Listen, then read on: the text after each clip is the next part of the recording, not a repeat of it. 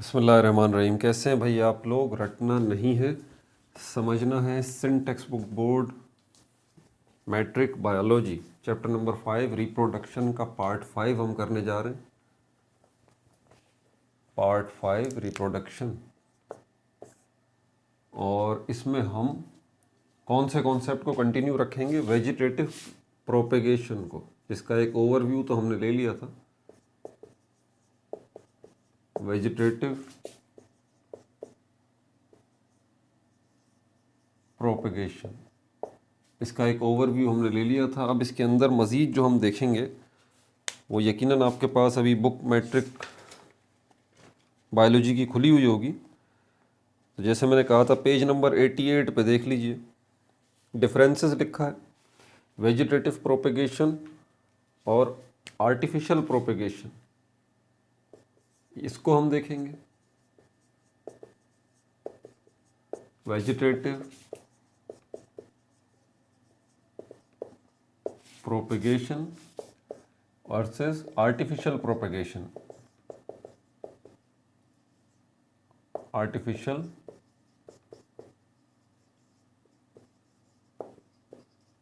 Propagation, इस differences को देखेंगे। वेजिटेटिव स्ट्रक्चर्स, दूसरा जो टॉपिक इसी के नीचे आपको लिखा हुआ नज़र आ रहा है, वेजिटेटिव प्रोपेगेशन। अब इतना बड़ा वर्ड है भाई, मैं वी और पी बना रहा हूँ, इससे समझ जाइए। Vegetative propagation in plants, plants में वेजिटेटिव प्रोपेगेशन को देखेंगे। किन की मदद से? स्टेम, सक्कर्स एंड लीव्स की मदद से। स्टेम नंबर 1, सक्कर्स नंबर 2 और नंबर 3 लीव्स की मदद से। ठीक है, इस टॉपिक को हम देखेंगे। देख रहे होंगे आप, आगे इसकी डिटेल लिखी हुई है।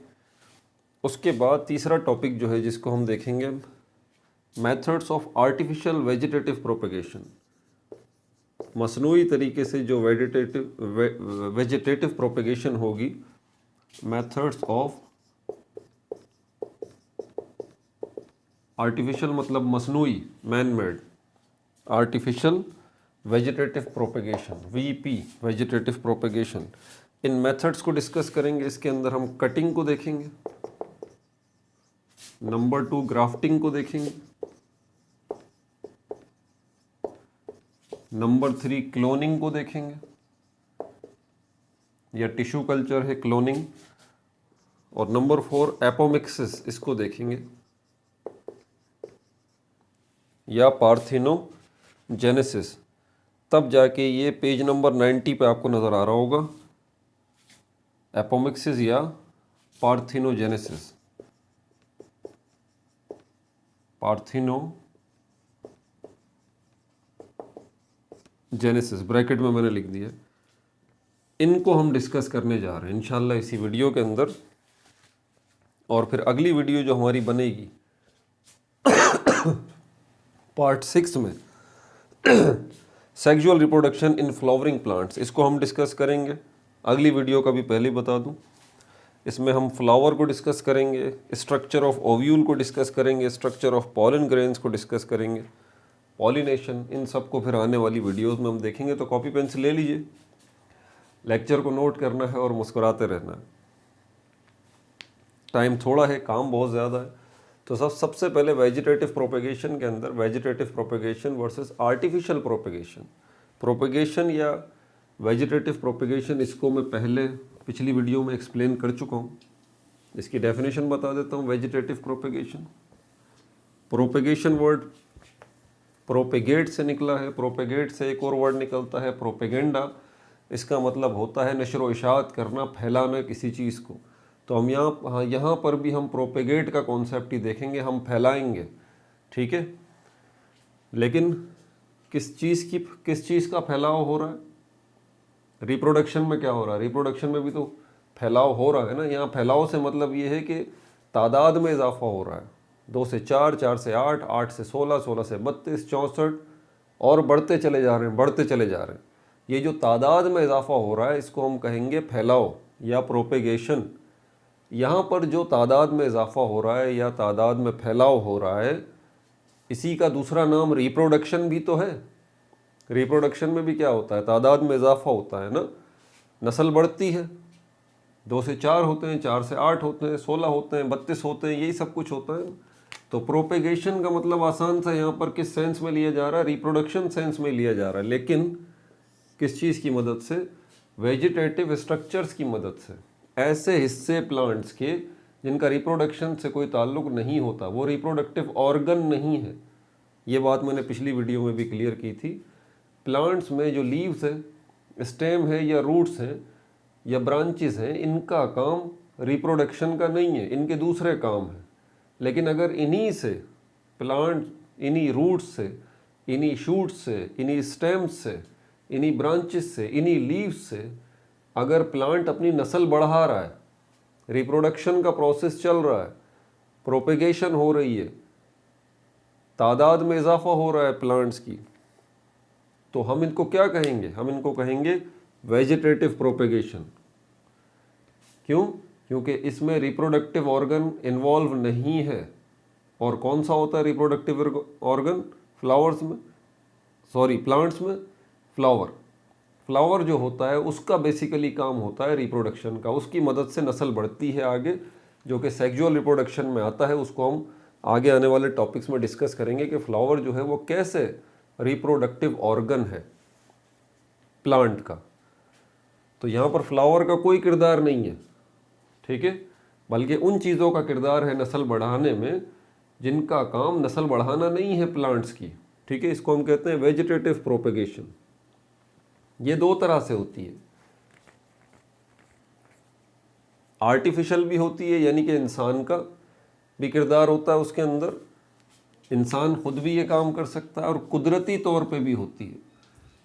मैंने कहा ना पहला टॉपिक इसका हमारे पास डिफरेंसेस है, तो वेजिटेटिव प्रोपेगेशन के अंदर नेचुरल है, सब कुछ कुदरती है, आपको खुद कुछ भी नहीं करना, बल्कि किसी प्लांट की स्टेम जो है टूट के किसी जगह पे जाके गिर जाती है, किसी प्लांट की ब्रांच जो है वो किसी जगह पे जाके गिर जाती है, उसका लीफ पत्ता जो है वो कहीं जाके गिर जाता है, या रूट का कोई हिस्सा कहीं जाके गिर जाता है मट्टी में, वहाँ से एक नया प्लांट निकल आएगा। ये कुदरती तौर पे हो रहा है। इसकी फैक्टर्स, इसकी वजूहात जो है, बारिश हो सकती है, तेज़ हवाएं हो सकती हैं, ज़लज़ले हो सकते हैं, या जानवर भी हो सकते हैं जो कि पौधों को खाते हैं और आधा खाया आधा छोड़ दिया और कहीं से कहीं गिरा दिया। इस तरह से जो है वो इन नॉन रिप्रोडक्टिव पार्ट्स की मदद से प्लांट्स अपनी नस्ल बढ़ा रहे होते हैं, लेकिन ये काम नेचुरल हो रहा होता है। आर्टिफिशियल प्रोपेगेशन में यही काम इंसान कर रहा है, तो इसको हम कहेंगे ह्यूमन एफर्ट। आप खुद जो है वो अब ये काम कर रहे हैं उन ख़ास, अच्छा ये याद रहे कि ये वेजिटेटिव प्रोपेगेशन हर प्लांट में नहीं होती, ठीक है, इस बात को भी जहन में रखना है। तो बहरहाल जिन प्लांट्स में हम ये काम कर सकते हैं उसमें आप खुद करते हैं। क्या करते हैं? वही काम जो कुदरती हो रहा था, ब्रांच जो टूट के गिर रही थी वही ब्रांच आप ले लेते हैं, काट लेते हैं। वो स्टेम जो कि टूट के कहीं गिर रही थी उसी स्टेम को आप काट लेते हैं। वही रूट का कोई हिस्सा जब कुदरती तौर पे टूट के कहीं गिर रहा है तो आप इंटरवेंशन करते हैं, उस रूट के एक पीस को ले लेते हैं और कहीं मिट्टी में दबा देते हैं। इसी तरह कोई लीफ है, वो निकालने के बाद आप जो है उसको किसी मिट्टी में डाल देते हैं। ह्यूमन एफर्ट जिसमें इन्वॉल्व हो जाए प्रोपेगेशन में, तो ये आर्टिफिशियल प्रोपेगेशन कहलाएगी, मसनूई तरीके से प्रोपेगेट करना। ठीक हो गया भाई। तो जो पॉइंट्स मैंने इसके हवाले से बताए हैं वो यहाँ पर आपके साथ साथ शेयर करता रहता हूँ। तो यहाँ पर नेचुरल है, यहाँ पर ह्यूमन एफर्ट है। अब ये ह्यूमन एफर्ट जो हो रही है ये तो मैंने आपको समझाने के लिए अभी बताई है। अब ज़रा फ़र्क देखिएगा, नेचुरल प्रोपेगेशन के अंदर जो वेजिटेटिव स्ट्रक्चर्स हैं, वेजिटेटिव स्ट्रक्चर्स यानी कि वो हिस्से जिनकी मदद से नस्ल बढ़ रही है प्लांट्स की, उनमें क्या क्या चीज़ें आ जाती हैं। उसमें रूट है, अभी मैंने आपको बताया, स्टेम है या लीव्स है, ठीक है। अब ज़रा फ़र्क देखिएगा, अभी मैंने आपको बताया था कि ह्यूमन एफर्ट जो है वो हो रही है इन्हीं चीज़ों से मुताल्लिक। अब मैं आपको एक और बात बताता हूँ कि सिर्फ इन्हीं चीज़ों से मुताल्लिक ह्यूमन एफर्ट नहीं हो रही, यानी कि इंसान सिर्फ ये काम नहीं कर रहा कि इनकी जो है वो रूट ले लेगा या स्टेम ले लेगा या लीव ले लेगा, नहीं, ये इंसान करता था, पहले वक्तों में करता था। आजकल जदीद तरीके हैं जिनकी मदद से किसी अब इंसानों को ऐसे प्लांट्स की रूट लेने की ज़रूरत नहीं है, स्टेम लेने की ज़रूरत नहीं है, लीव्स लेने की ज़रूरत नहीं है, बल्कि आप इन्हीं प्लांट्स के क्या ले लें, सेल्स ले लें, टिश्यूज़ ले लें, या कटिंग ऑफ स्टेम ले लें। इसको भी शामिल कर दिया मैंने, कटिंग ऑफ स्टेम एटसेट्रा। तो वो कटिंग ऑफ स्टेम तो खैर इसी के अंदर आ जाता है कि अगर आप खुद से स्टेम काट के कहीं लगाते हैं। तो जैसे मैंने कहा ना कि इंसान जो है वो ये भी काम कर रहा है, पहले वक्तों में भी होता था, अभी भी हो रहा है। ये बात नहीं है कि नहीं हो रहा कि आप इन प्लांट्स की रूट खुद से लेके या स्टेम या लीव्स खुद से लेके उनको मुख्तलिफ जगहों पे लगा रहे हैं। इंसान अभी भी ये काम कर रहा है। इसके साथ साथ कुछ एडवांस चीज़ें भी हैं, जैसे कि आपको पता है कि प्लांट्स लिविंग बॉडीज़ हैं। लिविंग बॉडीज़ हैं तो किससे मिलके बनी है भाई? सारी लिविंग बॉडीज़ सेल्स से मिलके बनी है।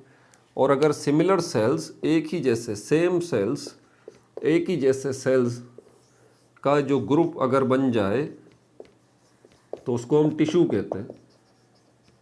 तो या तो आप फिर रूट लेने की ज़रूरत नहीं है, इन रूट्स से सेल ले लीजिए, या फिर इन रूट्स से टिश्यू ले लीजिए, यानी कि एक सेल ले लें या फिर सेल्स का ग्रुप ले लें। यही लिखा हुआ है ना, सेल्स ऑब्लिक टिश्यूज़।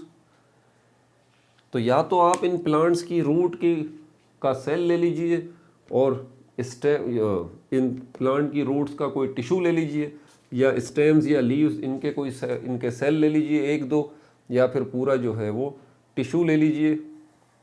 लेने के बाद अब आपने क्या करना है? ऑब्वियस सी बात है कि सेल्स आपको नज़र नहीं आते अपनी आँख से, ठीक है। आप रूट को तो देख सकते हैं, स्टेम और लीव्स को भी देख सकते हैं, लेकिन ये रूट, स्टेम, लीव्स जिन सेल्स से और टिश्यूज से मिलके बने वो बहुत छोटे हैं। आपको माइक्रोस्कोप के ज़रिए नज़र आते हैं, वैसे नज़र नहीं आते। तो अगर मैं कहूँ कि इसमें से रूट में से सेल निकाल लीजिए, या स्टेम या लीव्स में से टिश्यू निकाल लीजिए, सेल निकाल लीजिए, तो आपको नज़र तो आएगा नहीं कि हाथ में कैसे पकड़ेंगे उसको। तो सोचने की बात है। ये काम फिर करने के लिए आपको लेबॉर्ट्री चाहिए, लैब चाहिए जहाँ माइक्रोस्कोप हो और ऐसा इंतज़ाम हो जहाँ पर आप इनकी मदद से इनमें से सेल्स या टिश्यूज़ निकाल सकते हैं। पहला मरहला, क्योंकि वो आपको नज़र तो नहीं आ रहे। बहरहाल एडवांस माइक्रोस्कोप्स हैं तो आप उनको माइक्रोस्कोप्स में इनको देख भी रहे हैं, और इनसे आपने ये दो चीज़ें ले ली, या तो सेल्स ले लिए या सेल्स के ग्रुप ले लिए, यानी कि टिश्यूज़। लेने के बाद हमारी लैब में अब अब ज़रूरत है इनको कल्चर करने की। पहला स्टेप लेबोरेटरी में आपने क्या किया कि इनको ले लिया। अब क्या करना है? इनको कल्चर करना है। कल्चर का उर्दू में मतलब बनता है सकाफत। इसका मतलब होता है किसी भी इलाके के रहन सहन, किसी भी इलाके का लिबास, किसी भी इलाके की खुराक, या किसी भी इलाके के रस्म व रिवाज, उनको कहा जाता है कि ये इस जगह की सकाफत है। जैसे हमारे सिंध में हमारे सिंध की कल्चर है, सिंधी टोपी, अजरक, मेहमान नवाजी, ये सारी की सारी हमारे सिंध की सकाफत है। इसी तरह हमारा जो पंजाब है, वहाँ के रहने वाले लोगों की अपनी सकाफत है। हमारे जो बलूचिस्तान के लोग हैं, वहाँ पे रहने वालों की अपनी सकाफत है। और KP के कश्मीर के यहाँ पर रहने वाले लोगों की अपनी सकाफत है। इंडिया के मुसलमान हैं, उनका अपना है, या इंडिया के जो नॉन मुस्लिम्स हैं उनकी भी अपनी सकाफत है। सकाफत जनरल वर्ड है जिसका मज़हब से ताल्लुक़ नहीं है, ठीक है, इलाके से ताल्लुक़ है, जगह से ताल्लुक़ है। साथ साथ आप ये चीज़ भी सीख लीजिए। तो इसका मज़हब से ताल्लुक़ नहीं है, आप किसी भी मज़हब से ताल्लुक़ रखते हैं, ख़ास इलाके के का रहन सहन, खाना पीना, बोल चाल, रस्म व रिवाज, ये सकाफ़त कहलाता है, ये कल्चर कहलाता है। मुस्लिम्स की अगर बात करें तो मुस्लिम्स जो है अगर मुख्तलिफ़ इलाकों के भी हैं, जैसे पाकिस्तान में ले लीजिए या सऊदी अरब में ले लीजिए, तो रिलीजियस पॉइंट ऑफ व्यू से काफ़ी चीज़ें मैच करती हैं, लेकिन उसके बावजूद भी इलाका वाइज अलग अलग उनके दरमियान डिफरेंसेस हैं। तो ये इसको कहा जाता है सकाफ़त या कल्चर। देखें, आपने ये भी साथ साथ सीख लिया इसको। यहाँ पर जब बायोलॉजी की दुनिया में हम कल्चर करने की बात करते हैं किसी सेल को या टिश्यू को, तो सेंस वही बनता है, आपने इन सेल्स को एक जगह पर इकट्ठा कर देना है। मिसाल के तौर पर पेट्री डिश कहलाती है एक इस तरह की, और एक टेस्ट ट्यूब कहलाती है इस तरह की, होती है ना लैब में, ये टेस्ट ट्यूब कहलाती है और ये पेट्री डिश कहलाती है। आपने इसके अंदर जो है वो एक लिक्विड डाल देना है, लिक्विड। ये लिक्विड जो है वो एक सोल्यूशन होता है, और इस लिक्विड या इस सोल्यूशन के अंदर क्या होता है, इसमें फूड होता है। फूड किसको चाहिए भाई, न्यूट्रिशन किसको चाहिए, उन सेल्स को या टिश्यूज़ को जो आप इन रूट, स्टेम या लीव्स से लेंगे और इसमें जो सोल्यूशन है उसमें डाल देंगे, या इस पेट्री डिश के अंदर जो सोल्यूशन है उसमें वो सेल या टिश्यू डाल देंगे, ठीक है ना। और आपको खाना इसके अंदर ऑलरेडी मौजूद है क्योंकि सोल्यूशन में है फूड।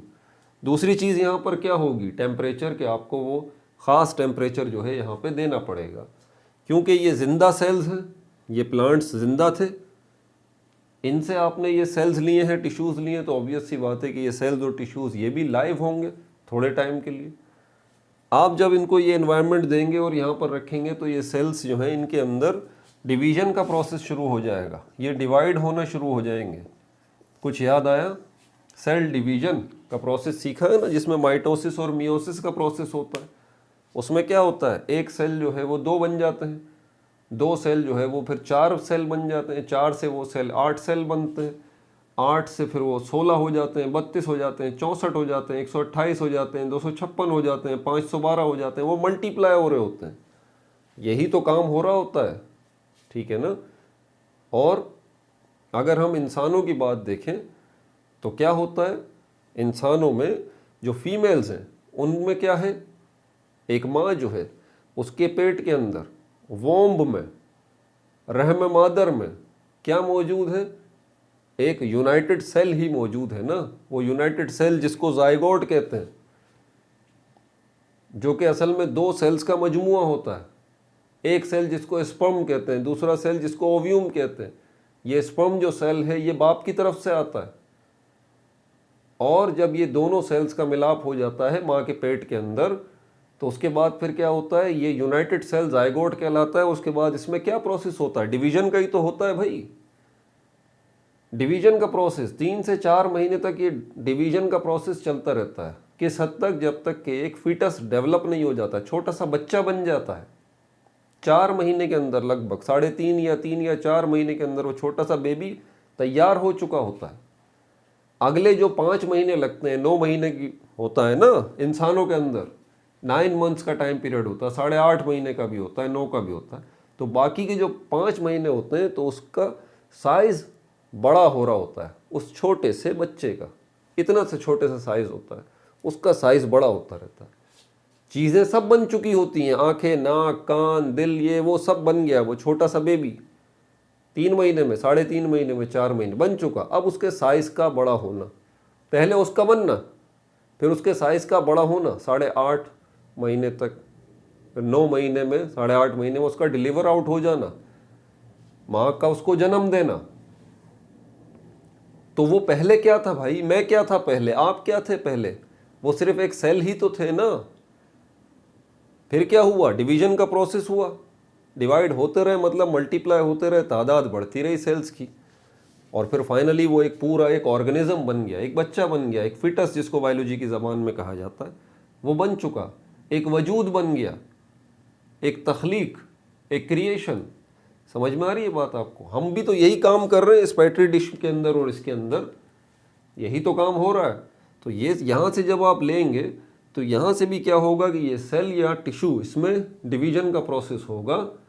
सेल 1 से 2 होंगे, 2 से 4 होंगे, और ठीक ठाक थोड़े टाइम बाद, हफ्ते बाद, 2 हफ्ते बाद, 3 हफ्ते बाद, ये डिपेंड करता है उस प्लांट की वैरायटी के ऊपर जिससे आपने ये सेल्स लिए हैं। उसके बाद क्या होगा, यहाँ पर छोटा छोटा सा आपको बेबी प्लांट नज़र आना शुरू हो जाएगा। क्या नज़र आना शुरू हो जाएगा, बेबी प्लांट, छोटा सा, इसी टेस्ट ट्यूब के अंदर बेबी प्लांट छोटा सा। इसके अंदर भी यही होगा, बेबी प्लांट छोटा सा आपको नज़र आना शुरू हो जाएगा। फिर और आप इसको खाना देते रहेंगे, पानी देते रहेंगे, और टेम्परेचर, रिक्वायर्ड टेम्परेचर जो है वो देते रहेंगे, तो धीरे धीरे वो बड़ा होना शुरू हो जाएगा। अब सपोज़ करें ऐसी ही टेस्ट ट्यूब और पेट्री डिशेस जो है वो आपने कोई 10,000 या 20,000 या 50,000 के करीब हॉल में रख रखी हैं। इनका तो छोटा सा साइज़ है ना, लेकिन इनकी तादाद आपने बढ़ा दी, टेस्ट ट्यूब की और पेट्री डिशेस की, लगभग कोई 10,000 के करीब जो है वो मौजूद है उस हॉल में। अब जब ये बड़े हो जाएंगे इतने इतने बेबी प्लांट, इसके अंदर डिवीजन के प्रोसेस के बाद अब आप इनको निकाल लीजिए, बड़े से मैदान में ले जाइए, बड़ा सा मैदान, उसमें पानी डालिए, अच्छी तरह उसको तैयार कीजिए और ये छोटे छोटे प्लांट जो है हाथ से पकड़ के मट्टी में लगा दीजिए। आपने पूरी फसल लगा दी, आपने पूरी फसल लगा दी, पूरी फसल ही आपने तैयार कर दी। लेकिन वो फसल जो ज़मीन से उग रही है अब, उसके लिए जो छोटे छोटे प्लांट्स हैं वो कहाँ से लाया? वो आपने लैब में तैयार किए। इस तरह से बात समझ में आ रही है? This is called artificial propagation, जिसके अंदर क्या हो रहा है, सेल्स या टिश्यूज आप ले रहे हैं और उनको क्या कर रहे हैं, उनको कल्चर कर रहे हैं। बात समझ आ गई? अच्छा, और क्या है इसके अंदर, ये मिटा दूं? नोट करते रहिए लेक्चर को, नोट नहीं करेंगे तो फिर मज़ा नहीं आएगा। तीसरा पॉइंट इसके अंदर, आगे आने वाले कुछ टॉपिक्स जो है ना उनको मैंने अभी एडवांस में एक्सप्लेन कर दिया है, ठीक है। जब वो टॉपिक्स आएंगे तो फिर मैं उन पर डिटेल नहीं बताऊंगा, एडवांस में बता चुका हूँ डिटेल सारी। उसके बाद इसमें जो स्टेम है उनका एक ख़ास नाम है, इनको रनर्स कहा जाता है। रनर्स, दौड़ने वाले, ये स्टेम्स, वेजिटेटिव स्ट्रक्चर्स में ये स्टेम जो है इनका एक ख़ास नाम। स्टेम्स की मदद से जो पौधे बनते हैं, प्लांट्स की जो आपने स्टेम ली है और स्टेम लेके आपने उसकी मदद से जो प्लांट बना है, तो वो प्लांट जो है वो क्या कहलाएगा, वो रनर्स कहलाएगा। और इसमें एग्जाम्पल्स कौन कौन सी हैं वो भी साथ साथ मैं आपको बताता रहूँगा। तो ये स्टेम्स की मदद से जो प्लांट्स आप बनाएंगे उनको रनर्स कहेंगे। इनकी मिसाल एक हमारे पास स्ट्रॉबेरी है, और इनको रनर्स कैसे कहते हैं, ज़मीन के ऊपर सरफेस पे ये इस तरह से बिछे हुए होते हैं, जैसे तरबूज की बेल नहीं बिछी हुई होती ज़मीन के ऊपर पूरी की पूरी, ठीक है, ज़मीन के ऊपर। इसी तरह से ये इनकी झाड़ियाँ जो होती हैं, इनकी झाड़ियाँ होती हैं, ठीक है, बेलें होती हैं इनकी, और ये किससे बनती हैं, स्टेम से बनती हैं उस प्लांट के। तो इनको एक नाम दिया जाता है, ये सारे एक नाम से बुलाए जाते हैं, रनर्स कहा जाता है इनको, ठीक है। और जो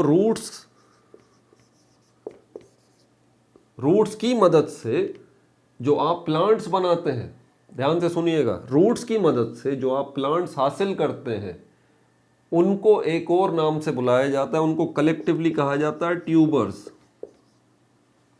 समझ आ गई बात? तो कुछ प्लांट्स ऐसे हैं जिनकी आप स्टेम्स की मदद से नए नए प्लांट्स बना रहे हैं, कुछ प्लांट्स ऐसे हैं जिनकी रूट्स की मदद से नए नए प्लांट्स बना रहे हैं। तो वो वैरायटी जो कि स्टेम्स की मदद से प्लांट्स की हासिल हो रही है उनको रनर्स कहा जाता है, और वो वैरायटी प्लांट्स की जो कि रूट्स की मदद से हासिल की जा रही है उनको ट्यूबर्स कहा जाता है। इनकी एग्जाम्पल्स भी दूंगा।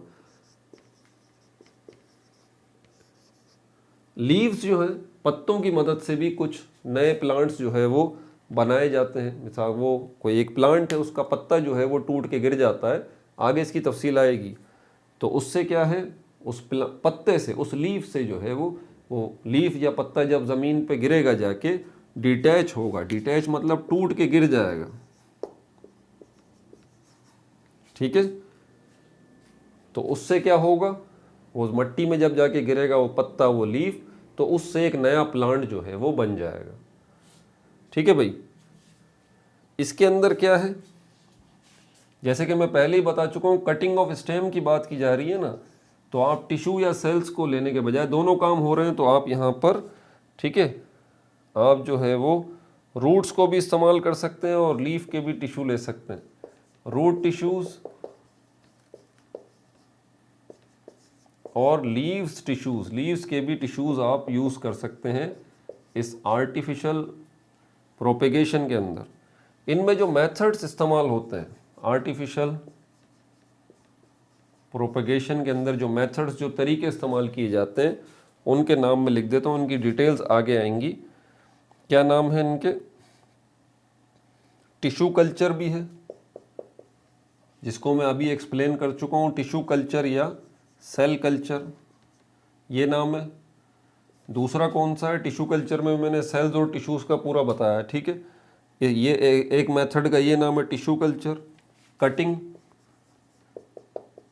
ये भी एक मेथड का नाम है। कटिंग एक मेथड का नाम है जिसके ज़रिए आर्टिफिशियली आप प्रोपेगेट कर रहे हैं। ग्राफ्टिंग भी एक मेथड का नाम है, इनकी डिटेल्स आगे आएंगी।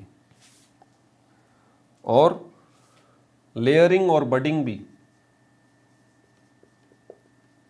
लेयरिंग LAY, लेयरिंग और बडिंग नोट्स में डाल लीजिए। ये सब क्या है, उन मेथड्स के नाम है जिनकी मदद से आप क्या कर रहे हैं, आर्टिफिशियली प्रोपेगेट कर रहे हैं या रिप्रोडक्शन का प्रोसेस कर रहे हैं प्लांट्स में, ठीक है भाई। इसमें हमारे पास जो एग्जाम्पल है जिसमें लीव्स की मदद से जो है वो जो लीव्स डिटैच होता है, टूट के गिर जाता है, इसमें हमारे पास जिस प्लांट की एग्जाम्पल है उसको हम कहते हैं ब्रायोफाइलस, BRYOPH, ब्रायोफाइलम, ब्रायोफाइलम नोट्स में डाल दीजिए, ठीक है भाई। अब अगला टॉपिक देखते हैं, vegetative propagation in plants. Stem के जरिए, यानी कि वेजिटेटिव स्ट्रक्चर्स को हम डिस्कस करने जा रहे हैं। आपकी बुक में देख लीजिए, सब उसके मुताबिक चल रहा है बिल्कुल।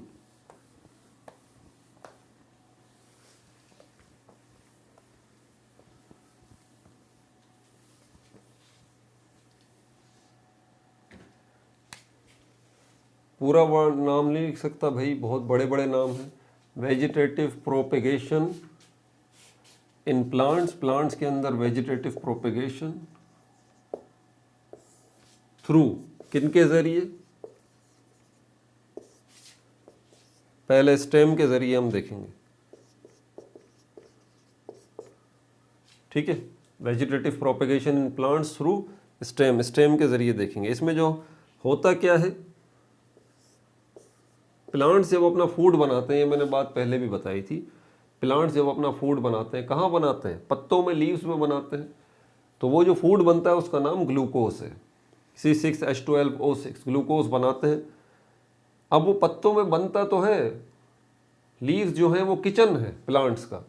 अब वहाँ पे जो फूड बन रहा है तो सिर्फ पत्ते थोड़ी ना खा रहे, लीव सेल्स सिर्फ थोड़ी ना उसको खा रहे उस ग्लूकोज को, वो ग्लूकोज पूरी प्लांट बॉडी में जाता है। वही ग्लूकोज जो है वो स्टेम के सेल्स को भी चाहिए, रूट्स के सेल्स को भी चाहिए, ब्रांचेस के सेल्स को भी चाहिए, फ्लावर के सेल्स को भी चाहिए। अम्मी खाना बनाती हैं किचन में भाई, बनाती हैं ना, तो वो खाना जो किचन में बनता है तो अम्मी सिर्फ थोड़ी ना खाती, पूरी फैमिली खाती है ना। तो बिल्कुल इसी तरह लीव्स में जो खाना बन रहा है, ग्लूकोज बन रहा है, वो पूरे प्लांट के सेल्स को डिस्ट्रीब्यूट होता है। उसके बाद भी काफ़ी खाना जो है वो बच जाता है। तो कुछ एरियाज़ में कुछ स्पॉट्स ऐसे होते हैं, कुछ जगहें ऐसी होती हैं जहाँ पर स्टोरेज ऑफ फूड होती रहती है, स्टोरेज ऑफ फूड। ऐसी जगहों को, ऐसे स्पॉट्स को जो है वो क्या कहा जाता है, नोड्स कहा जाता है। सॉरी, नोड्स नहीं बल्कि क्या नाम है, इनको बर्ड्स कहते हैं, बर्ड्स।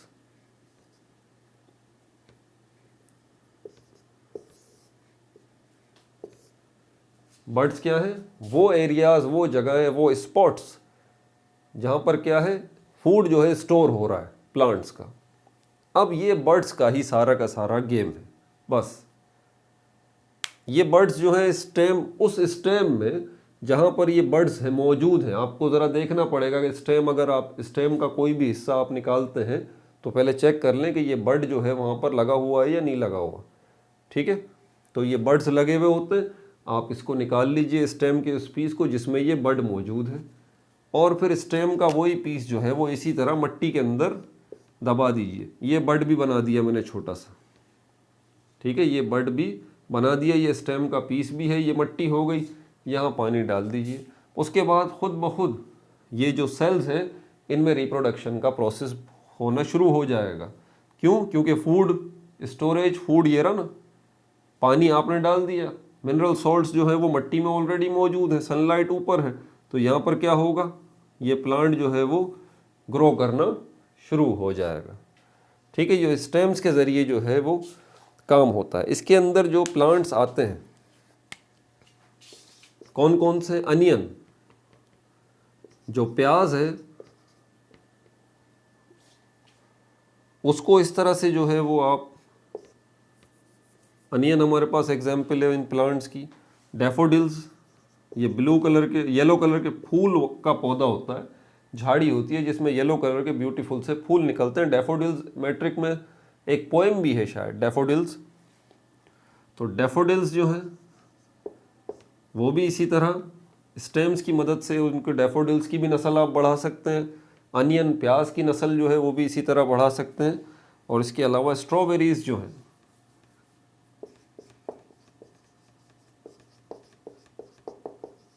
स्ट्रॉबेरीज जो हैं इनकी नस्ल भी आप इसी तरह प्रोपेगेट कर सकते हैं उनकी स्टेम्स की मदद से। ठीक है भाई। इसमें जो ग्रुप्स हैं हमारे पास उनके ज़रा नेम देखिएगा। Groups, group names, group names, ये जो मैं नाम लिखने जा रहा हूँ ये ग्रुप नेम्स हैं। किन के?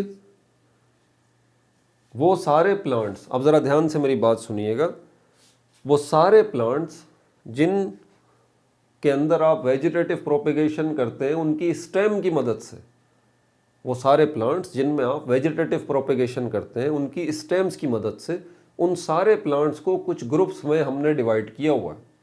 कुछ ग्रुप्स में हमने डिवाइड किया हुआ है। उन सारे प्लांट्स के ग्रुप्स के नेम अब मैं लिखने जा रहा हूँ जिसमें आप वेजिटेटिव प्रोपेगेशन उनकी स्टेम्स की मदद से करते हैं। पहला ग्रुप जो है वो रनर्स कहलाता है, पहले ही बता चुका हूँ, बहुत सारी किस्मों के रनर्स हैं। दूसरा ग्रुप जो है वो बल्ब्स कहलाता है, बल्ब्स। तीसरा ग्रुप जो नेम है उसका नाम है राइजोम्स, राइजोम्स।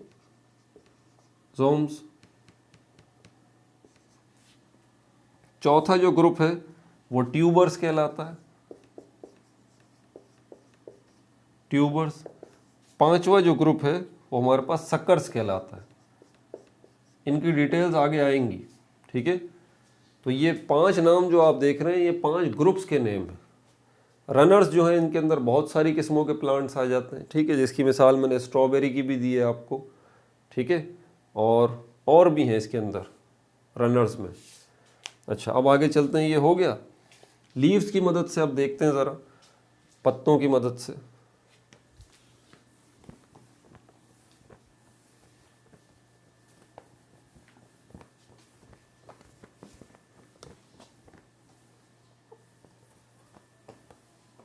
याद रहे वेजिटेटिव प्रोपेगेशन के अंदर हम वेजिटेटिव स्ट्रक्चर्स को डिस्कस कर रहे हैं, अभी सिर्फ मेथड्स को डिस्कस नहीं कर रहे हैं। मेथड्स अभी आएंगे आगे, कटिंग है, ग्राफ्टिंग है, ये तरीके हैं जिनकी मदद से आप इनको यूज़ करते हैं और न्यू प्लांट्स बनाते हैं। लीव्स की मदद से वेजिटेटिव प्रोपेगेशन होती है। यहाँ पर भी बर्ड्स होते हैं। कहाँ पर होते हैं? On margins. ये मार्जिन्स क्या है? ये लीव्स के ऊपर होती है। मैं बना देता हूँ, ये देखें, ये मैंने एक लीफ बना दिया। ये बने हुए होते हैं लीफ पे। ये सेंट्रल रिब, ये मिड रिब कहलाती है बीच में, और साइड में से ये नसों की तरह का एक नेटवर्क जो बना हुआ होता है, इनको मार्जिन्स कहा जाता है। यहीं पर ये बर्ड्स होते हैं, ये बर्ड्स बने हुए होते हैं। तो ये हर लीफ के अंदर आपको नज़र नहीं आएंगे बर्ड्स, ये याद रहे, ठीक है। लेकिन जिन लीव्स में ये बर्ड्स होंगे, बस वही लीफ अगर टूट के ज़मीन पे गिर जाए मट्टी में, तो वहाँ से फिर वो नया वैसा ही प्लांट एक नया निकल आएगा। तो ये बर्ड्स होंगे कहाँ पर? मार्जिन्स में। ये भी मैंने आपको बता दिया। इसमें हमारे पास एग्जाम्पल में कौन सा प्लांट आ जाता है? ब्रायोफाइलम आ जाता है, ब्रायोफाइलम। अभी गूगल कर लीजिए, मैंने पहले भी कहा था, पिक्चर्स पे आइए, ब्रायोफाइलम आपको नज़र आ जाएगा। ये पत्ता जब टूट के गिरता है, ठीक है, बुक में इसकी बाकायदा वैसे पिक्चर भी बनी हुई है। जब ये पत्ता टूट के ज़मीन पे गिरता है, मट्टी में मिक्स हो जाता है, वहाँ से इस पत्ते से रूट्स निकलती हैं। उन रूट्स को कहा जाता है एडवेंटिशियस रूट्स, एडवेंटिशियस। ये एडवेंटिशियस वर्ड जब भी आए तो समझ जाइएगा इस एडवेंटिशियस का मतलब क्या है। एडवेंटिशियस, ऐसी प्रोडक्शन जो कि उसकी नेचुरली जगह से ना हो। मिसाल के तौर पर रूट्स जो हैं वो पत्तों से थोड़ी ना निकलती हैं भाई। रूट्स कहाँ से निकलती हैं? आप सोचें, सीड आप ज़मीन में डालते हैं, सीड या स्पोर जो है ये ज़मीन में डाला जाता है। इससे ये सीड अगर हम देखें, इसमें से सीड को ले लें, इसमें से रूट निकलती है एक साइड से जो कि नीचे की तरफ जाती है डाउनवर्ड, और एक हिस्सा सीड में से ऊपर की तरफ निकलता है। ये ज़मीन के अंदर है ये सीड, यहाँ से कुछ नीचे की तरफ जाएगा और दूसरी चीज़ जो है इस सीड में से निकल के ऊपर की तरफ जाएगी। ये ऊपर की तरफ जा रही है, ये क्या है? ये प्लांट है जो कि ज़मीन में से निकल गया और बाहर आ गया। दूसरी चीज़ इस सीड में से ये जो नीचे डाउनवर्ड गई ये क्या है? ये रूट्स हैं। तो रूट्स कहाँ से निकली हैं? रूट्स जो है सीड में से निकली हैं। लेकिन यहाँ पर रूट्स कहाँ से निकल रही हैं? लीव्स में से निकल रही हैं, पत्ते में से निकल रही हैं। तो ये रूट्स जो है अब एडवेंटिशियस रूट्स कहलाएंगी, क्योंकि ये अपनी नेचुरल जगह से नहीं निकली जहाँ से इनको निकलना चाहिए, बल्कि ये रूट्स किसी और जगह से निकली हैं। समझ में आ गई बात? अगर ये रूट्स सीड में से निकलती तब तो बात बिल्कुल सही है, हाँ नेचुरल जगह जो है वो रूट्स की, ये सीड है, सीड में से रूट्स निकलती हैं। लेकिन ये रूट्स निकल रही हैं पत्तों में से, इसलिए ये रूट्स क्या कहलाएंगी? Adventitious roots. इसी तरह की अगर ये रूट्स जो है वो स्टेम में से निकल रही हैं ये रूट्स, तब भी ये एडवेंटिशियस रूट्स कहलाएंगी। समझ आ गई बात आपको? और ये एडवेंटिशियस रूट्स पत्ते में से किस जगह से निकलती हैं ये भी पता होना चाहिए आपको। ये जो बर्ड्स होते हैं इनमें से ये रूट्स निकलती हैं, तो अपने नेचुरल लोकेशन से रूट्स नहीं निकल रही, इसलिए ये रूट्स एडवेंटिशियस रूट्स कहलाएंगी। ठीक है, आगे देखते हैं। और हमारे पास क्या है? तीसरा टॉपिक सक्कर्स का है। बिठा दूं इसको, सक्कर्स।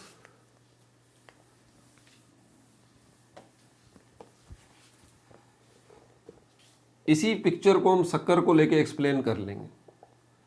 इसी पिक्चर को, ये जो सीड बना हुआ है ना यहां से,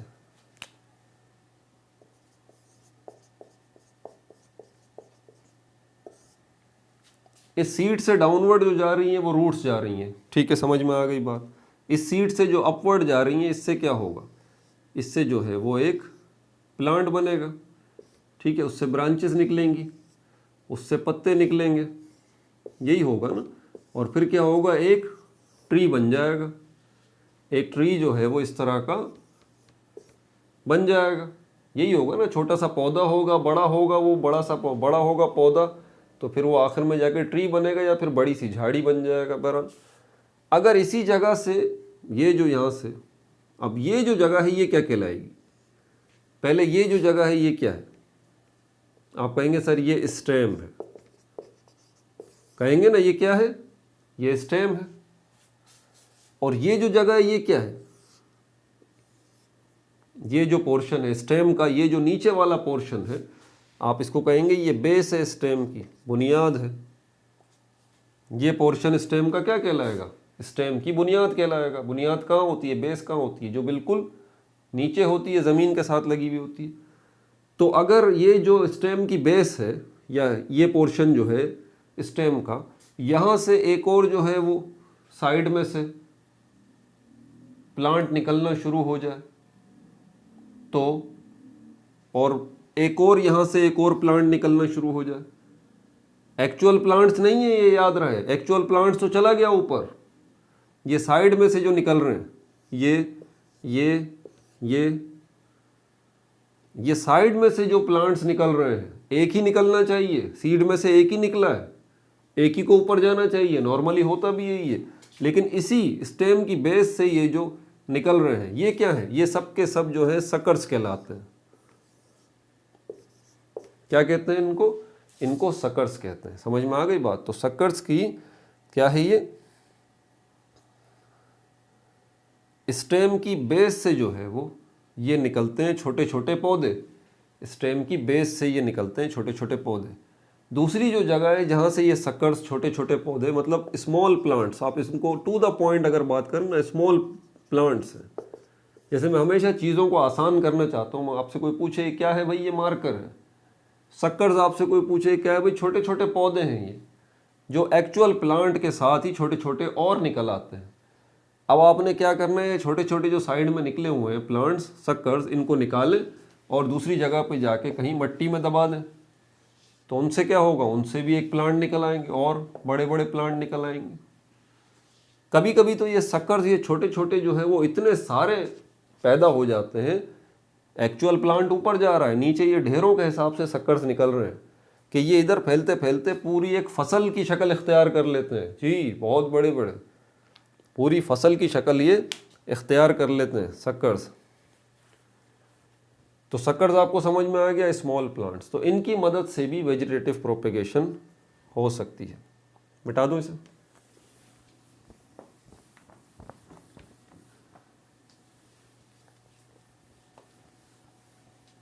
अब सक्कर्स के हवाले से कुछ और चीज़ें भी ज़रा नोट कर लीजिए।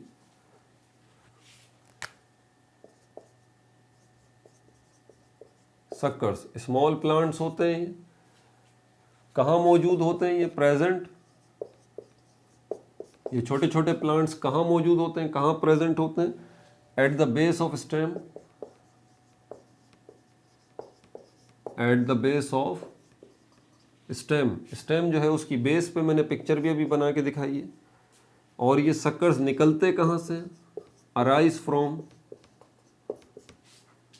बेस में से भी जो अगर निकल रहे हैं तो बेस में भी, स्टेम की बेस में भी तो कुछ तो होगा, बर्ड्स हैं वहाँ पे भी, ठीक है, बर्ड्स, स्टेम की बेस पे भी छोटे छोटे से बर्ड्स हैं, उनमें से जो है ये निकल रहे हैं न्यू सक्कर्स। अच्छा, इनमें कोई हमारे पास एग्जाम्पल है प्लांट्स की? बहुत मशहूर एग्जाम्पल है एप्पल, सेब का जो पौधा होता है उसमें ये सक्कर्स बहुत ज़्यादा निकलते हैं, ठीक है भाई। अच्छा, छोटे छोटे पौधे। इसके अलावा दूसरी हमारे पास एग्जाम्पल एल्म की है। ये क्या है? ये एक जंगली दरख्त है, ठीक है, गूगल कर लें, इसकी पिक्चर आपके सामने आ जाएगी, एल्म। और बनाना में भी बहुत ज़्यादा ये सक्कर्स जो है वो आते हैं। तो एक बनाना ट्री अगर आप लगा देंगे तो नीचे ढेरों और ख़ुद ब खुद ट्री निकलना शुरू हो जाएंगे बनाना के, ठीक है भाई। ये एग्जाम्पल भी हो गई।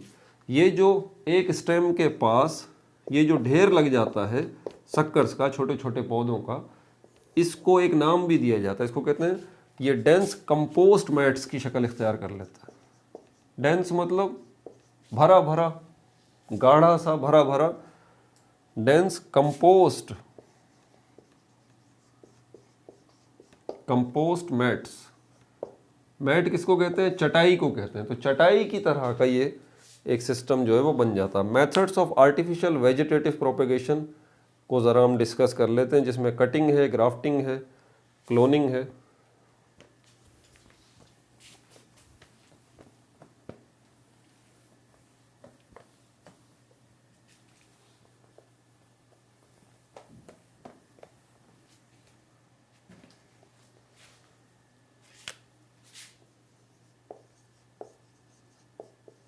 मेथड्स, ठीक है, अब इनको डिस्कस करने के लिए जा रहे हैं। किसके मेथड्स हैं ये? Methods of artificial vegetative propagation in plants.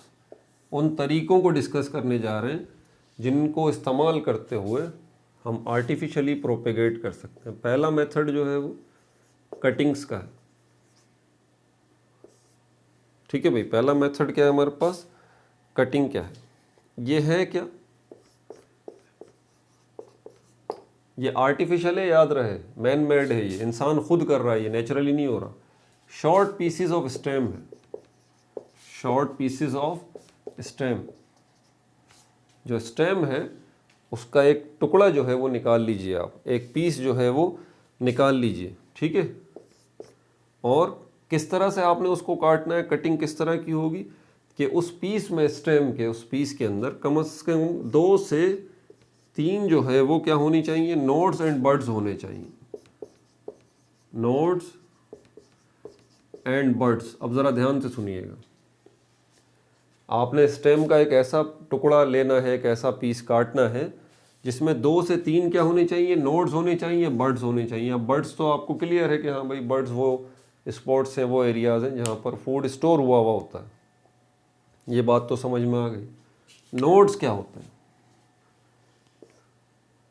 ये बना रहा हूँ मैं अभी, देखिए ये प्लांट बना रहा हूँ, ये ब्रांच निकल रही है, ठीक है, ये दूसरी ब्रांच है, ये तीसरी ब्रांच है। यही होता है ना, ट्री से एक ब्रांच निकलती है, फिर दूसरी निकलती है, फिर तीसरी निकलती है। तो ये जो जगह जहाँ से ये ब्रांच निकल रही है, ये जगह, इसको कहा जाता है नोड्स, जहाँ से ब्रांच निकल रही होती है। तो स्टार्ट ये, अच्छा ब्रांच पूरी की पूरी निकलती नहीं है, बल्कि उसका स्टार्ट ही होता है। अब मैं इसको, ब्रांच तो मैंने पूरी बना दी, इसको मैं छोटा कर देता हूँ इस तरह का, ये ठीक है भाई। तो ये ब्रांच निकलने का स्टार्ट हो रहा होता है। तो आपने इसी तरह इसको कट करना है कि ये नोड्स मौजूद हों जहाँ से न्यू ब्रांचेस ने निकलना है। और इसी तरह आपने बर्ड्स को भी देखना है। बर्ड्स ये भी बना रहा हूँ मैं छोटे छोटे से, ये बर्ड्स भी बने हुए। अब आपने ये जो पीस है स्टेम का, ये रही मिट्टी, और इसके अंदर आपने इसको इस तरह से लगाना है कि नोड्स तो चले जाएं ज़मीन के अंदर, सॉरी बर्ड्स जो हैं वो ज़मीन के अंदर चले जाएं। बर्ड्स कहाँ होंगे? ज़मीन के अंदर।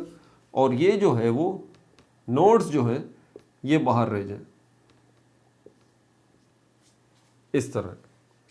बस आपने इतना काम करना है। उसके बाद इसको मिट्टी में मिला दीजिए, पानी दीजिए, इससे न्यू प्लांट जो है वो मिल जाएगा। ठीक है भाई। और क्या ख़ास बात है इसके अंदर? कितना? तकरीबन 2 से 3 नोड्स और बर्ड्स होने चाहिए। अच्छा, और क्या चीज़ है? आपने जो इस स्टेम को काटना है वो ऑब्लिक काटना है।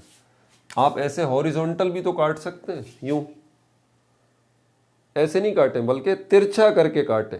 इसको कहते हैं तिरछा। इसको मिटा दूं, ऑब्लिकली कट करना है इसको, तिरछा कट के, कट्स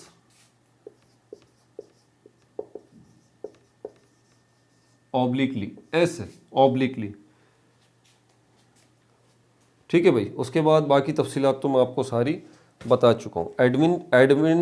एडवेंटिशियस रूट्स और शूट्स जो हैं वो निकलना शुरू हो जाएंगी अब यहाँ से, इन्हीं बर्ड्स से। शाखें भी निकलेंगी और जड़ें भी निकलेंगी, दोनों चीज़ें निकलेंगी इन बर्ड्स से।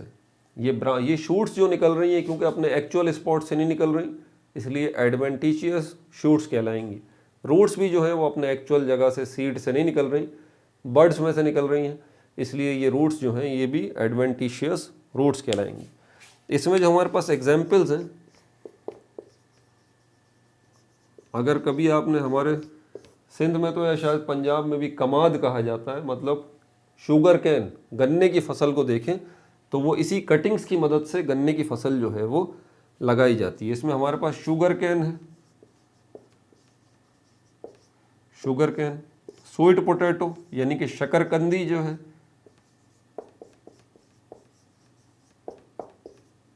शकरकंदी जो है वो इस तरह से कटिंग्स की मदद से उसकी फसल लगाई जाती है। और रोज़, गुलाब का फूल जो है उसका पौधा जो है वो भी इन्हीं कटिंग्स की मदद से उसकी फसल लगाई जाती है। ठीक हो गया भाई। अगला मेथड ग्राफ्टिंग का देख लेते हैं।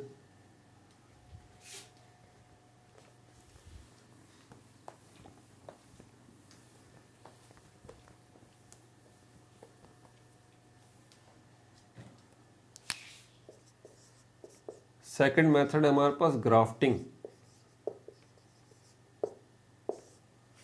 ग्राफ्टिंग के अंदर क्या होता है? एक हैरत अंगेज चीज मैं आपको बताऊं, बल्कि नहीं, अपने टाइम आने पे ही बताऊंगा। अभी टाइम फिलहाल उसका नहीं आना, वरना बड़ी तवील बात हो जाएगी। वो क्लोनिंग का एक कॉन्सेप्ट है। बहरहाल इसमें क्या है, पहले आप जरा स्पीशी वर्ड को समझ लीजिए। स्पीशीज, इसका मतलब है खानदान या नस्ल। खानदान या नस्ल, नस्ल कहना ज़्यादा मतलब होगा। स्पीशीज़ वर्ड जो है इसका मतलब है नस्ल। अब ज़रा आप सुन लीजिएगा। लाइन जो है शेर, पैंथर, इसको इंग्लिश में कहा जाता है तेंदुआ। पैंथर इसको तेंदुआ कहते हैं, लाइन इसको शेर कहते हैं, टाइगर इसको तो टाइगर ही कहते हैं शायद, चीता भी होता है। कितने सारे नाम लिए, लाइन, पैंथर, टाइगर, चीता। और लिपर्ड, लिपर्ड अलग अलग है ना दिखने में बिल्कुल। आप बोलेंगे हाँ सर अलग है, शेर अलग है, पैंथर अलग होता है, टाइगर अलग है, चीता अलग है, लिपर्ड अलग है। ये सब एक ही फैमिली के हैं, इनको हम कहेंगे सेम फैमिली। इसमें अभी एक चीज़ शामिल और होगी, छठा मैंने छोड़ दिया है ना, यहाँ पर आएगा कैट्स। आप मानेंगे इस बात को? बिल्लियाँ जो हैं, बिल्लियाँ ये भी इसी फैमिली की हैं। जी जनाब, ये बिल्लियाँ जो घूमती रहती हैं ना इधर उधर, कभी कभी बहुत ज़्यादा खूनख्वार हो जाती हैं, ये एक ही फैमिली की। समझ में आ गई बात? इन सब की स्पीशीज़ जो है वो क्या है, वो एक ही है, एक ही स्पीशीज़ से इन सब का ताल्लुक है। बड़ी अच्छी एग्जाम्पल देके मैंने आपको समझाई, एक ही स्पीशीज़ से इन सब का ताल्लुक है। मतलब ये वैरायटी है ना, एक ही फैमिली के मुख्तलिफ मेंबर्स, लेकिन आपस में भी जुदा जुदा है, अलग अलग है। इसको एक स्पीशीज़ कहा जाता है। ग्राफ्टिंग के अंदर आपको इस बात का ध्यान रखना पड़ता है। यही सिस्टम प्लांट्स के अंदर भी होता है, यही सिस्टम प्लांट्स के अंदर भी होता है।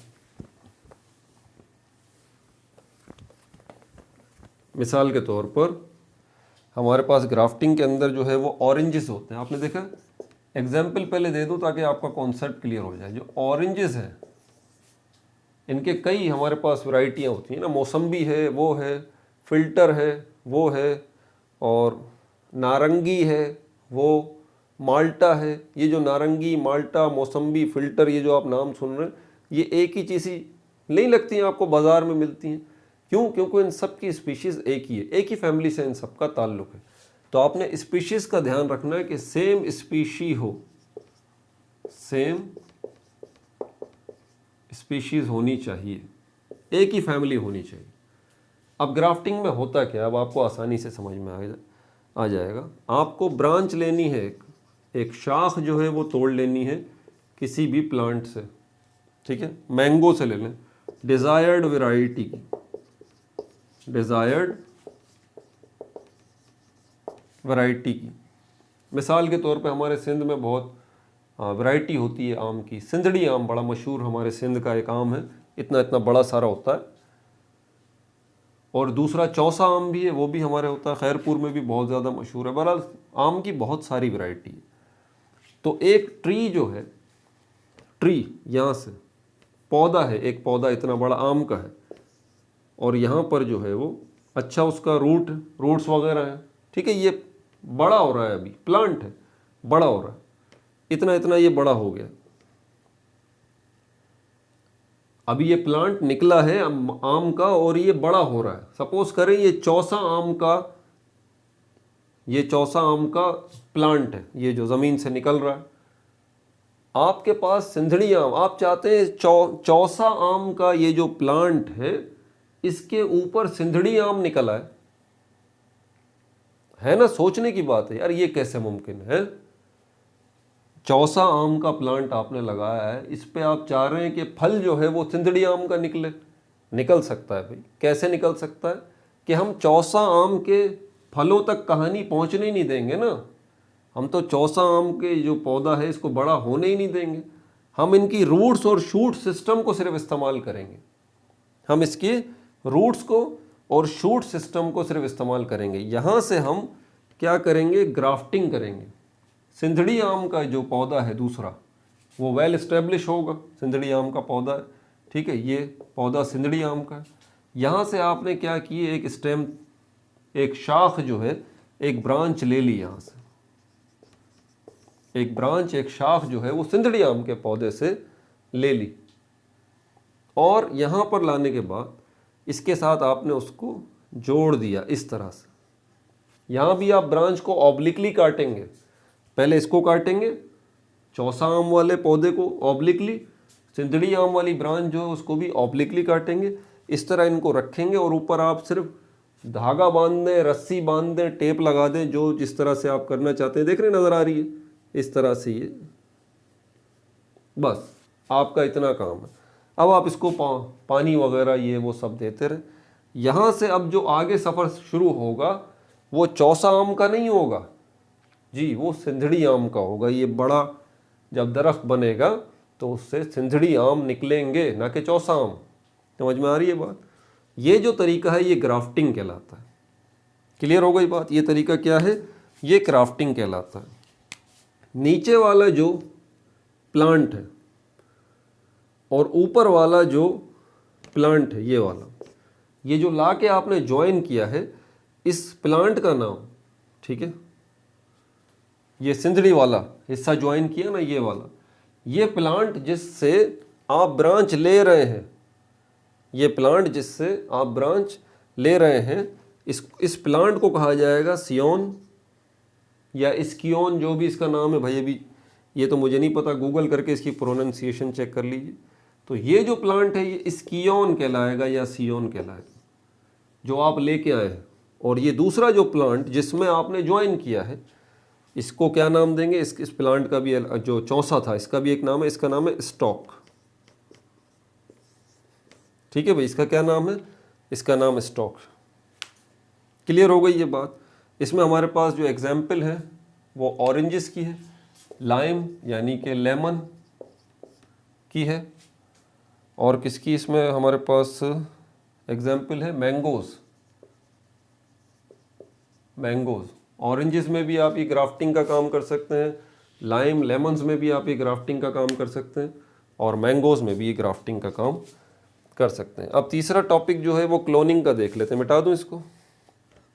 क्लोनिंग के अंदर आगे देखें ब्रैकेट में लिखा हुआ टिश्यू कल्चर टेक्नोलॉजी। ये मैं ऑलरेडी शुरू में एक्सप्लेन कर चुका हूँ। क्लोनिंग या टिश्यू कल्चर टेक्नोलॉजी मैं पहले ही एक्सप्लेन कर चुका हूँ पूरी तफसील से कि इसमें आप करेंगे क्या। नंबर 3 क्लोनिंग, इसमें क्या है? Tissue culture technology.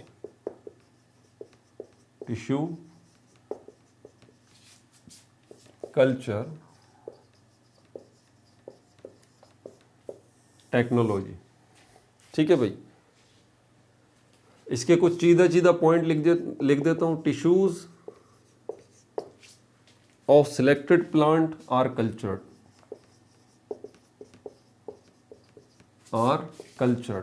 आपका जो सिलेक्टेड प्लांट है उसके टिश्यूज लीजिए और उनको कल्चर कीजिए।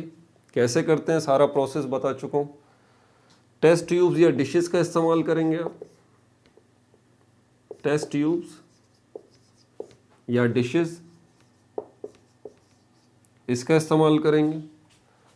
और इसके अलावा अगर आप चाहते हैं कि ये जो टेस्ट ट्यूब या डिश के अंदर हमने ये सेल या टिश्यू हमने लिया है, इसकी ग्रोथ जल्दी हो, सेल डिवीजन का प्रोसेस जल्दी हो, तो इसी सोल्यूशन के अंदर फिर आप ऐड कर दीजिए, मिक्स कर दीजिए क्या चीज़? Growth hormones. Growth hormones. Hormones हमारी बॉडी में भी प्रोड्यूस होते हैं, मुख्तलिफ काम होते हैं इनके। हार्मोन्स बेसिकली केमिकल्स हैं, मुख्तलिफ हार्मोन्स के मुख्तलिफ काम हैं। ग्रोथ हार्मोन्स जो है इनका वो काम है जो कि ग्रोथ का काम करते हैं। बच्चों में ज़्यादा होते हैं ये, क्योंकि बच्चों की ग्रोथ हो रही होती है, उनकी नशोनुमा हो रही होती है। ठीक है, तो यहाँ पर भी नशोनुमा चाहिए, यहाँ पर भी ग्रोथ चाहिए, तो ग्रोथ हार्मोन्स आप इसमें डाल दीजिए। ठीक है, अब चलते हैं आखिरी टॉपिक की तरफ, जो एपोमिक्सिस या पार्थिनोजेनेसिस है। ये बेसिकली पार्थिनोजेनेसिस का ही एक हिस्सा है। पार्थिनोजेनेसिस पहले समझा दूं आपको, एपोमिक्सिस खुद ही समझ में आ जाएगा।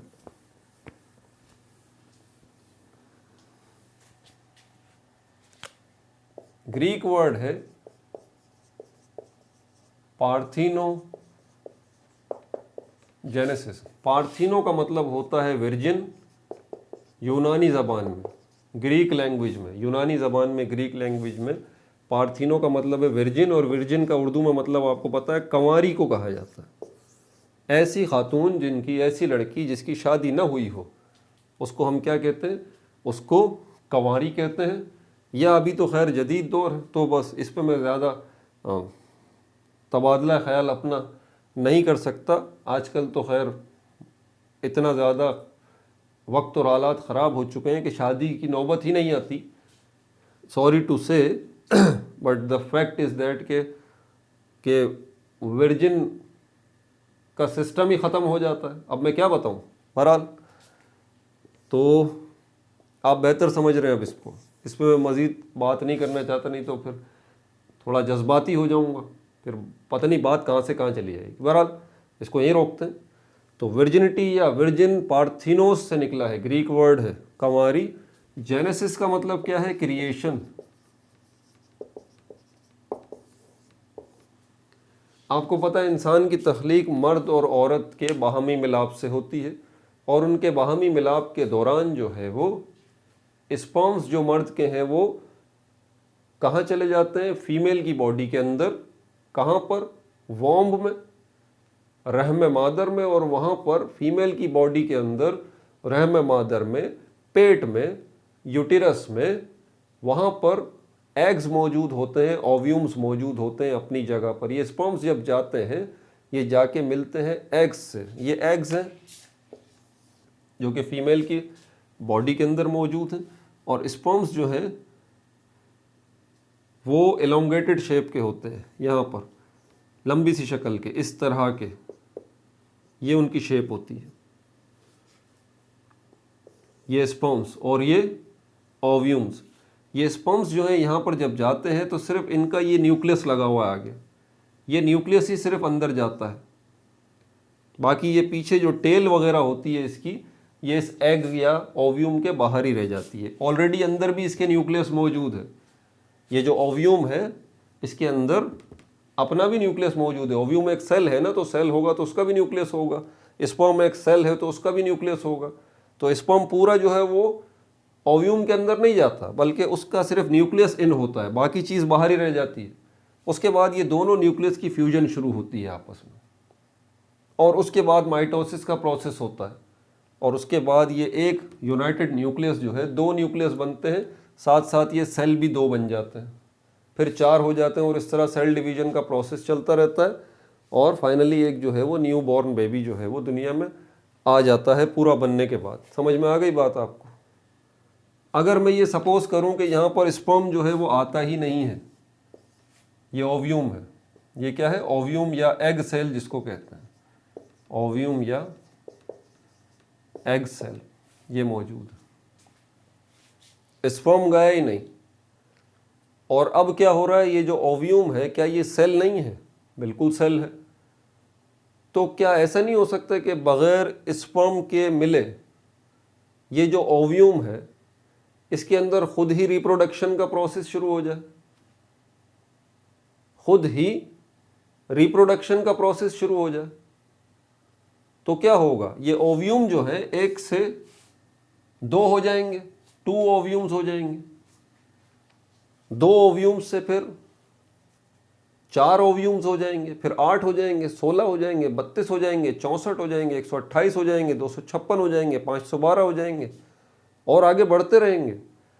तो इतने सारी सेल डिवीजन के नतीजे में इतने सारे ओव्यूम्स जो बनेंगे, उसका नतीजा निकलेगा क्या? यकीनन कोई ना कोई बेबी तो बनेगा ना, फाइनली बेबी तो बनेगा, क्योंकि ये सब कुछ फीमेल की बॉडी के अंदर हो रहा है, और फीमेल के सेल्स की वजह से हो रहा है, ओव्यूम्स की वजह से उनमें डिवीजन का प्रोसेस हो रहा है, और फाइनली सेल डिवाइड हो के एक बेबी में कन्वर्ट हो रहा है। तो डेफिनेटली ये बेबी जो है वो क्या होगी? फीमेल होगी, पहली बात। दूसरी बात, ये फीमेल बेबी जो है वो बिल्कुल अपनी अम्मा जैसी होगी, मदर जैसी होगी, एग्जैक्ट कॉपी, एग्जैक्ट उसकी कॉपी होगी। साइज में छोटा होगा ये बच्चा अपनी माँ से, सॉरी बच्ची साइज में छोटी होगी ये बच्ची अपनी माँ से, लेकिन एग्जैक्ट उसकी कार्बन कॉपी होगी। वैसे ही बाल, वैसी आंखें, सब कुछ वैसा ही। समझ आ गई बात? यानी क्या? दूसरे लफ्जों में अपनी अम्मा का बचपन होगी वो पूरा का पूरा। ये जो फीमेल बेबी दुनिया में आई है इसमें गैमेट्स की फ्यूजन तो नहीं हुई, स्पर्म्स की फ्यूजन, स्पर्म्स का मिलाप तो नहीं हुआ? हुआ? नहीं हुआ। सिर्फ जो ओव्यूम है उसी के अंदर माइटोसिस का प्रोसेस होते होते उसी से एक बेबी बन गया। ये कौन सी, ये क्या है? This is called parthenogenesis. Virgin या कंवारी, उससे क्या हो रही है? क्रिएशन हो रही है, तख्लीक हो रही है। एक चीज़ मैं आपको क्लियर कर दूं पहले कि इंसानों की बात तो मैं इस हवाले से नहीं करूंगा। हाँ, एनिमल्स में जो है वो एक ख़ास किस्म की छुपकली है ठीक है, तो उसके अंदर ऐसा होता है, लिजर्ड है एक ख़ास किस्म की, उसमें ऐसा होता है कि वो जब अंडे देती है उस अंडे से जो निकलती हैं लिजर्ड्स वो बिल्कुल फीमेल ही होती हैं। तो फीमेल है वो, तो फीमेल ही अंडे दे रही है, उसी अंडों से जो निकल रहे हैं लिजर्ड्स वो बिल्कुल एग्जैक्ट सारी फीमेल्स हैं। तो वो जो उससे फिर क्या होगा, वो फीमेल बच्चा जो है बड़ा होगा लिजर्ड का, उससे मज़ीद जो है वो लिजर्ड्स बनेंगी लिजर्ड। तो ये एक नस्ल है पूरी की पूरी, इसमें मेल है ही नहीं, सब फीमेल्स लिजर्ड्स हैं, आप गूगल करके चेक कर सकते हैं। So what is this, this is parthenogenesis. ठीक है, तो रिप्रोडक्शन तो हो रही है ना, भले एक जिन्स की हो रही है, भले एक जेंडर की हो रही है, फीमेल की हो रही है, हो तो रही है ना, दिस इज कॉल्ड पार्थेनोजेनेसिस। ये प्लांट्स में भी होता है, प्लांट्स में भी होता है। इसके लिए किसकी ज़रूरत है आपको, सीड की ज़रूरत है। सीड मैं पहले ही बता चुका हूँ आपको कि सीड कहाँ बनता है, सीड फ्रूट के अंदर बनता है, यही होता है ना, सीड कहाँ बनता है, फ्रूट के अंदर होता है सीड। ये फ्रूट कहाँ बनता है, ये फ्रूट पता है आपको पहले क्या था, ये फ्रूट पहले फ्लावर था। तो फ्लावर जो है वो फ्रूट बना और फ्रूट के अंदर ये सीड बने, इन्हीं सीड को आपने क्या किया, मिट्टी के अंदर डाल दिया और इन्हीं सीड से फिर क्या हुआ, न्यू प्लांट बन गया। ऐसी बात है। ये फ्लावर जो है ये फ्रूट कब बना, यहाँ पर भी sperm and ovum sex cells का मिलाप हुआ है, जिसकी तफसील तो हम अगली वीडियो में देखेंगे, जिसमें फ्लावर मौजूद है। आप देख भी लें पेज नंबर 91 के ऊपर, sexual reproduction in flowering plants, ये हमारा अगला टॉपिक है, तो उसमें हम डिस्कस करेंगे। अब इसीलिए इसमें डिटेल में नहीं जाएंगे हम। बहरहाल तो ये जो सीड आपको मिला, कहने का मकसद ये है, ये किसके अंदर मौजूद है, ये सीड इस फ्रूट में मौजूद है। फ्रूट किससे बना है, इस फ्लावर से बना है। फ्लावर में हुआ क्या है, स्पर्म और ओव्यूम का फ्यूजन हुआ है, जायगोट बना है, और जायगोट बनने के नतीजे में ये सीड और ये फ्रूट बने हैं। अब वही बात कि अगर यहाँ पर इस फ्लावर के अंदर जो है वो ओव्यूम्स अगर मौजूद हैं, वही ओव्यूम्स जो हैं उनमें सेल डिवीजन का प्रोसेस होता है, और वो ओव्यूम्स जो हैं वो 1 से 2 होते हैं, उससे 4 हो जाते हैं ओव्यूम्स, 4 से वो ओव्यूम्स 8 हो जाते हैं, डिवाइड होना शुरू हो जाते हैं। तो फाइनली वो ओव्यूम्स डिवाइड होते होते होते किस में कन्वर्ट हो जाएंगे, सीड में कन्वर्ट हो जाएंगे। ओव्यूम्स फ्लावर के अंदर मौजूद है, वो डिवाइड होते होते क्या बन जाएंगे, वो सीड बन जाएंगे। याद रहे ये जो सीड है ये अनफर्टिलाइज्ड सीड है। इस सीड के अंदर नॉर्मल सीड्स से फर्क है। नॉर्मल सीड्स के अंदर, नॉर्मल सीड्स किस वजह से बनते हैं, normal seeds sperm and ovum की फ्यूजन उनके मिलने की वजह से बनते हैं। लेकिन ये जो सीड अब बना है इसमें स्पर्म्स नहीं मिले, सिर्फ ओव्यूम्स जो है उन्होंने ही माइटोसिस का प्रोसेस किया है और फाइनली ये सीड बन गया। सीड तो बन गया ना, सीड तो बन गया। इसी सीड को अब आप लीजिए और मिट्टी में डाल दीजिए, और इससे क्या होगा, इससे जो है वो प्लांट एक निकल आएगा, प्लांट एक निकल आएगा। तो रिप्रोडक्शन का प्रोसेस तो हो गया ना।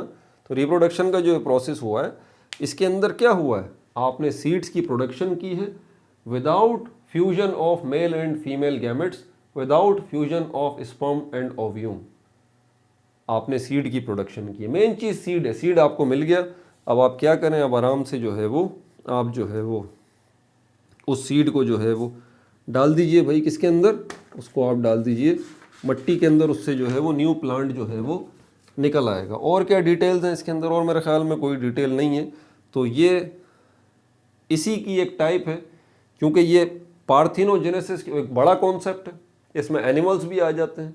ठीक है, तो एनिमल्स की बात नहीं कर रहा, ख़ास तौर पे अगर पार्थेनोजेनेसिस का ताल्लुक जो है वो प्लांट्स के अंदर सीड्स की प्रोडक्शन से है, तो ये पार्थेनोजेनेसिस की जो टाइप होगी इसको हम कहेंगे एपोमिक्सिस। समझ आ गई बात। यहीं पर हम इस वीडियो को तमाम करते हैं। अपना बहुत ज़्यादा ख्याल रखिएगा। रिप्रोडक्शन का पार्ट 5 जो है वो हो चुका, पार्ट 6 के अंदर इंशाल्लाह इसको sexual reproduction in flowering plants उसको डिस्कस करेंगे। अपना बहुत ज़्यादा ख्याल रखिएगा। No like no subscribe, only share.